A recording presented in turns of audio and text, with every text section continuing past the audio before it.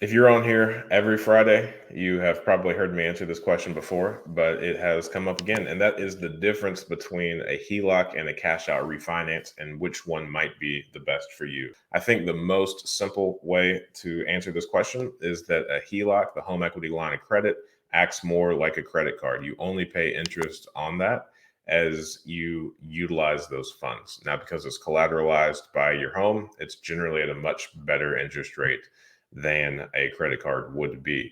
So I think the home equity line of credit is a great option if you have enough equity in your personal home to go out and like pay for the renovations on a property. Now, I think the only thing that you should be careful of is understanding that with a home equity line of credit, the money that you use, it has strings attached to it. All of the money that you put out into the world needs to at some point come back to pay off that home equity line of credit. Now, each bank offers different terms. There are a lot of different products out there for this.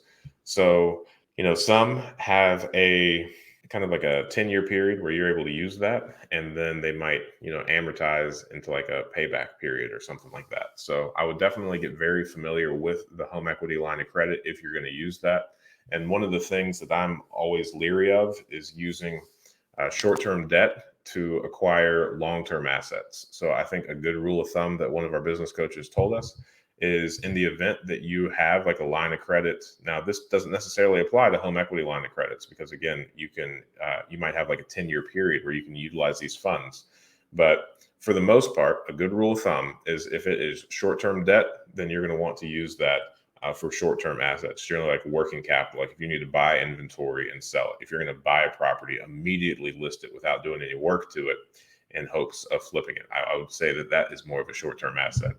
Now, where you get in trouble is if you're using short-term debt to buy long-term assets, because getting the financing straight on a long-term asset is definitely going to be a little bit more difficult and time-consuming to kind of structure a refinance on that to pay off a short-term line of credit. You could get yourself into some time crunches, and that could not turn out well. However, if you verify that if you get a home equity line of credit and it's got like a 10-year borrowing period, then you're probably going to be okay. That's a long time to negotiate and structure like a refinance on a long-term asset, like a single family home or something like that. If you plan on using this home equity line of credit to either acquire or renovate a property. Now, if you have the ability to, then I definitely think that doing a cash out refinance would be a better option, because as soon as you do that cash out refinance on your home, that money that comes into your bank account, it's going to be sitting there. Unlike the HELOC, it's not going to be like a debt account. That's going to be just cash in your bank. Now, that cash in your bank has no strings. You're going to have to pay that out over 30 years, whatever your amortization period on your new loan is. But you are free in the meantime to use those funds that you were like from the cash out refi however you see fit. And there's no time constraints on when that money needs to come back in. The only thing that I would say is just make sure that you use those funds for additional assets or additional streams of revenue that increase your position. Don't use it for any type of consumption. That's pretty rudimentary stuff. You are and you will be paying interest on all of that money from the cash out, unlike if you were to use a home equity line of credit. However, just from a personal perspective, I really appreciate the fact that the funds from a cash out don't have any strings attached to it once that is closed. You're free to go out, acquire a property, rehab a property. If a life event happens and you aren't able to get the rehab done as fast as you think you are, or if you decide that you don't want to refinance that property because rates went up or something, then you're not on any time constraint, and there's no fear of any time constraints based on your existing funding. The only thing that I would say in kind of like the situation that we're in right now, interest rates got so low that a lot of people's mortgages right now are in the 1s, 2s, and 3% ranges. So refinancing to pull some cash out at 8% isn't nearly as appealing as just getting a home equity line of credit and utilizing those funds that way.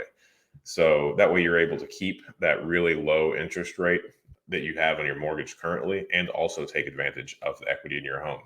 If you were to do a cash out refi, then you would be paying off that really low underlying mortgage that you have. In today's market, with rates having increased the way that they have after being at historic lows, I would say in the event that you have the opportunity to do so, a home equity line of credit would likely be the better option. But again, everybody's situation is very unique and very individual.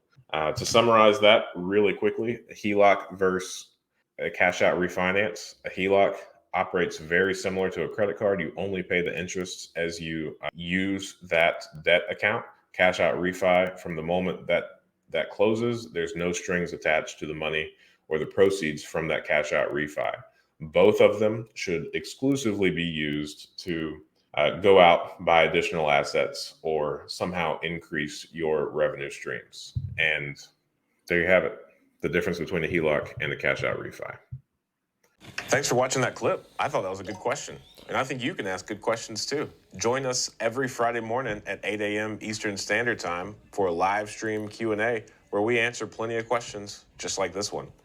In the meantime, consider subscribing to the channel if you want more of this content. And if you want to increase your deal flow, analyze properties better, and help me feed my family, click the link below for a free 7-day trial of PropStream.